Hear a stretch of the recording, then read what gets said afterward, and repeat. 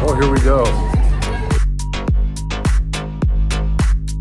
The second step is committing to that goal and dream and developing no limit thinking. We need to develop a thinking of abundance and not a thinking of lack or scarcity. First of all, I think it's really important that we understand what the word commitment actually means. Commitment defined, number one, is an agreement or pledge to do something in the future. Whatever that big goal is, whatever that dream we're trying to chase down in life, we've identified what it is, and now we need to make an agreement or pledge to ourselves that we are going to achieve that in the future. And once we do that and we create the state of being obligated to that commitment, that dream, or that goal emotionally, that's when the real thought then becomes more of a burning desire that we're actually going to get it done. Because when we can make the commitment to ourselves, we're making the commitment to others in the future as well. The hard knock state grit formula. This, I think, is more important. Having this type of mentality, this grit style mentality, this is so important for us to be able to persevere, especially when our goals and our dreams are big, they're massive. Okay, and we're not talking goals or dreams the size of you being able to, or us being able to save a few $1,000s and going off and financing or leasing a really nice luxury vehicle. We're talking about goals and dreams that are big enough to benefit us, benefit our family around us, to where we could be a benefit to other people and help other people out in our community, or even larger than that. So the definition of grit in this case, or this sense, is the firmness of mind or spirit, unyielding courage in the face of hardship or danger. So our hard knock state formula to develop grit is a persistence times resilience equals grit.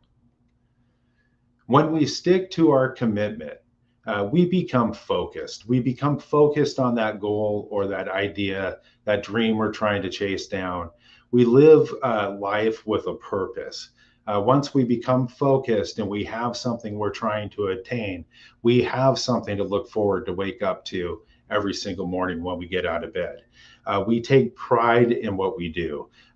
We make sure that along the way, we're closing the gap between what it is we want and where we're at, and we're closing those things we need to get done in order for us to move forward in the future. We start believing in ourselves because we start seeing little successes along the way. Things just start lining up for us because we're focused on exactly what it is that we're looking for.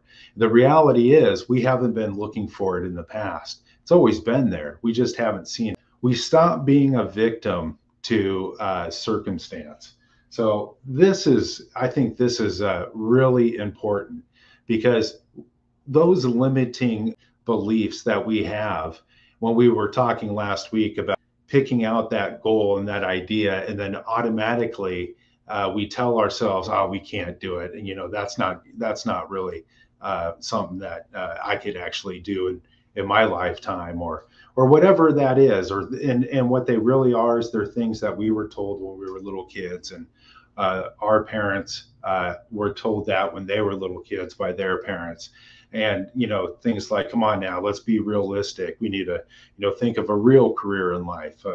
Whatever it is, like money doesn't grow on trees, whatever those little things are. And then we have this idea, and then automatically we tell ourselves, our inner self-talk, we tell ourselves that this can't be done. But the reality is it can be done. And but what happens is, time after time again, maybe we've taken a couple risks in the past that we thought were going to be business ventures or something that we thought might be a good career change for us. And we've taken that jump, and we've taken that step, and it just didn't work out. And we went back to what we're used to doing.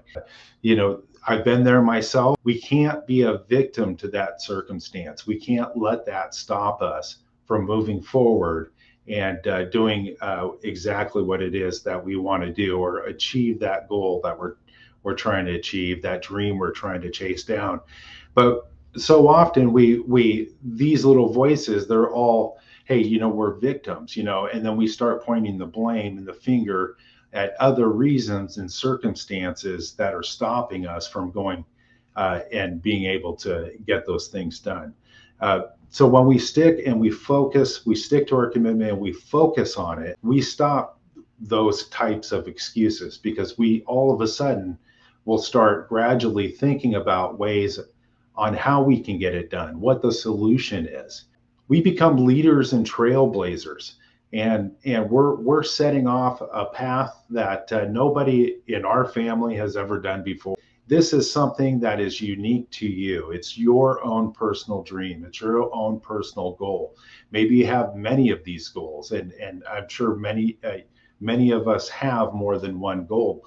Maybe this is your first time working with goal creation and goal commitment, and maybe you've just kind of been going, you know, gosh, living in the wish state, you know, and saying, you know, every time, oh, you see a car drive, oh man, it would be cool if I have that, but you don't really know what car it is you want, or which house you want to live in, or what area you want to live in. But you just know you want more, and you want more than what you have now. You just don't know how to go about and lay it all out and structure a way and find a game plan, create a game plan on how to go get it. But this way, when we stick to our commitment, we're setting off into that path. We're laying down the groundwork of what it is that we're trying to go after.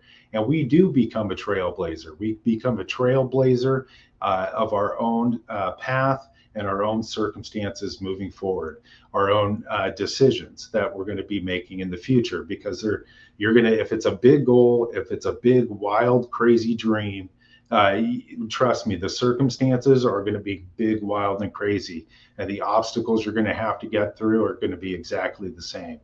And so we will need to become a leader, because hey, look, even if you're not starting your own business, if you're not in working for a business, and maybe you're a stay-at-home mother or father, or you know, and your spouse goes out into an office, but you're in charge of everything that has to do with running the household and taking care of the children, and you have a idea of where you want to see your family in a certain amount of period of time, and it's not where you're at now, or get everybody on board with this game plan on how you guys are going to move forward, be able to benefit your family, and then be able to be a benefit to those in your community and those around you. How long do we make the commitment? Well, I love this quote. This is by John Canary, and he's said this in Bob Proctor's You Were Born Rich seminar. And he says, excellence is a commitment to completion. So how long is your commitment? Well, until the job is done. If you want it to be excellent, you need it, everything to come through on time, and you want it all the way you've envisioned it to be, then you need to see it all the way through to the end. So excellence is a commitment to completion. And I keep that saying in the forefront of my mind all the time. With commitment comes a deeper sense of self-worth. You get the personal satisfaction that you've completed these small little tasks along the way every day to go after and commit towards your goals and your dreams. You get help from others, because those around you will start to take notice in your new drive, your new focus, and they'll want to assist you in help achieving your goals or your dreams. Maybe they know of somebody, and then all of a sudden taking notice in you and seeing a change in you and seeing your attitude is different, and you have this kind of intense inner drive that they could just see it radiating off of you and see it in the fire in your eyes. and they take notice. They go, "Hey man, what's new with you? You seem a little bit more focused, than normal." And you maybe you tell them what's going on, and they're like, "Hey, it's funny. I never thought of this in the past, but I know a person," and maybe they help line you up to talk to the right person who's going to help get you further in achieving what it is you're trying to get done. It gives you confidence. Okay, with the commitment to achieving your goal or chasing down that dream, it gives you confidence in knowing that you have to take matters into your own hands in order for this to get done. And with that, you'll learn to get control. You get control because it's your dream, it's your goals, you're the boss of it, you're the CEO, the founder. With your commitment, also deep, deep commitment, creativity will come through. And so maybe you've hit a roadblock. Almost the very first place I would ever look is at our commitment level toward that dream or that goal. Increased actions taken. And so, because, hey, if we got this deep rooted commitment to this dream or this goal, hey, we're not going to just sit and do nothing about it. We're going to take action toward it, because, hey, the more action you take, it becomes a multiplier to being able to achieve your dream or your goals. Hey, even those who won the lottery, they made a commitment to buy the ticket, and without making the commitment to achieving your goals and making your dreams come true, your ideas will remain a wish. And if you don't act upon that wish soon enough, that wish is going to revert right back to becoming a thought, and shortly will be swept under the rug with all the other great ideas we once had. It's your time. Why not you, and why not now? Really, why not you? Why not now? Again, those little voices are going to be coming up and saying, "Hey, I can't do that. That's not me. I'm not good enough to tackle that." But the reality is you are, and why not? Let's talk about no limit thinking. Okay, this is the difference between you and the wealthy, is the amount of money they have in their bank account and how they think. And the highly successful don't think in terms of lack and shortages. They don't think in terms of being a victim, who did them wrong or what have, oh my gosh, I'd be a lot further in life if Joe back from 15 years ago didn't stab me in the back, take that position from me. No, absolutely not. They take the lumps on their head, they go through it's the hard knock state, right? They go through it. Okay, they get the lumps on their head, they learn their lessons, and they move forward. It's like a hammer and an anvil. And so you got to think like that. Okay, just because you have a setback doesn't mean that you can't get it done in the future. There is no lack. If we get this really just beaten into our heads, that there's no lack and there's no shortages. And really, when you're thinking about your goals and your dreams, you can't let these little thoughts creep into your mind. You got to be completely aware of these thoughts and these ideas that are going to be these little negatives, these little negative naysayers that are going to start attacking us. We got to be able to control that. The difference is we're programmed to think small. We're told money doesn't grow on trees. We're told to be realistic. We're told to come back down to earth. That once told us, yeah, you can go off and be an astronaut, you can go be a scientist, you can go do whatever it is you want to do. Somewhere along the way, we were told to be realistic. We were told to come back down to earth and told to, hey, focus on a real career. What is limit? Limit, defined in the context that we're talking about, is something that bounds, restrains, or confines. And so when we're born and we throughout infancy, we do not know of limits. Babies don't know of limits. Okay, they don't know what boundaries are. They're always just evolving, growing. Everything's new and adventurous to them. They don't know that they can't go and try to do something. They put their feet in their mouth. Just the crazy thing, if you have kids or seen little babies, they just absolutely just are magnificent, right? Just their eyes are just radiant, with just full of joy and innocence and no limit thinking. That is no limit thinking. But limits and boundaries were set in place as we got older and we evolved and we started growing up. They were set in place there to protect us and to keep us safe, keep us out of harm. And we were told limiting things by those who love and cared for us. It was never meant to hold us back in life. It never was. It was never meant to hold us back in life. It was only there to protect us and to keep us safe. But typically, these ideas were passed down from generation to generation. And what do I mean by that? Well, hey, if you're of my age in your mid 40s, early 50s, maybe even young 40s, your parents, their parents went through the Great Depression. And your parents were probably born right about that time. Those ideas of everything when the economy was just that bad, there was lack. There was true lack, and there was true people doing without, people having to split up their families. It was awful. It was an awful time. But that sacrifice, those survival skills, and those comments, those little phrases, those little, hey, be careful, hey, we don't want you to get hurt, don't take risks. We just need to make it through. Those ideas are passed down to your parents, and your parents just automatically, without even thinking, because that's the knowledge that they had, they passed it down to you, and now that's stuck with you.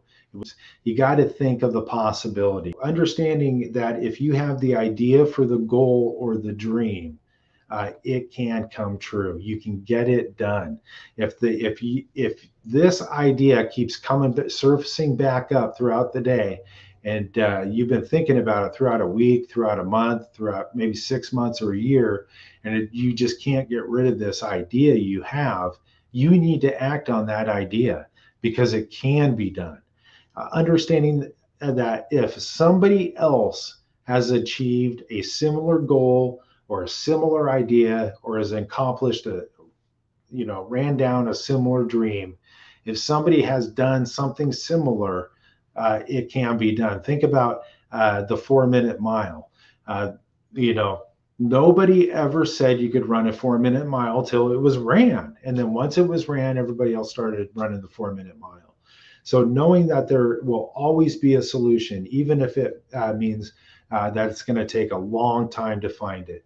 And statistics are meant for average producers and those who are happy with the status quo. Again, going back to the 4-minute mile, statistics, they said it couldn't be done. All the doctors said our legs weren't built for it. We couldn't, there's no way, it's not possible. We didn't have the endurance, the stamina, the ligamentation to run it. And then it was ran, and then everybody else started doing it.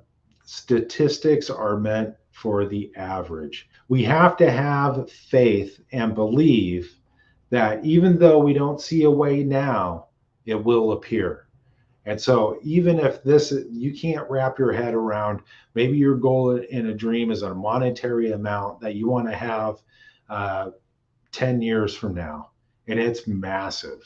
And you can't wrap your head, oh, where am I going to start? Just have the faith and believe in that there will be a way, and a way will eventually start to appear. Now, will it appear all at once? Who knows? You may go buy a winning lotto ticket and win the lotto. You don't know. But typically, from everything I've found, is that these ways of how they appear, they come to us small pieces at a time, and we figure it out. We go through it, and we go through the tough and the sticky situations because we're taking action, and we have this laser beam focus on the end result of this goal or this dream that we're chasing down.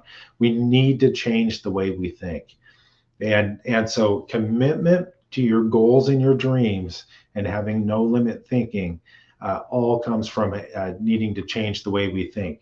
The normal way, the way we normally think is called our mindset. Changing our mindset isn't always easy. We've been thinking one way our entire life, and we're programmed to act and think a certain way. Only by being aware of our thoughts can real change take place. So we have this great idea. One night we're sitting down, we're talking to our spouse, and you know what?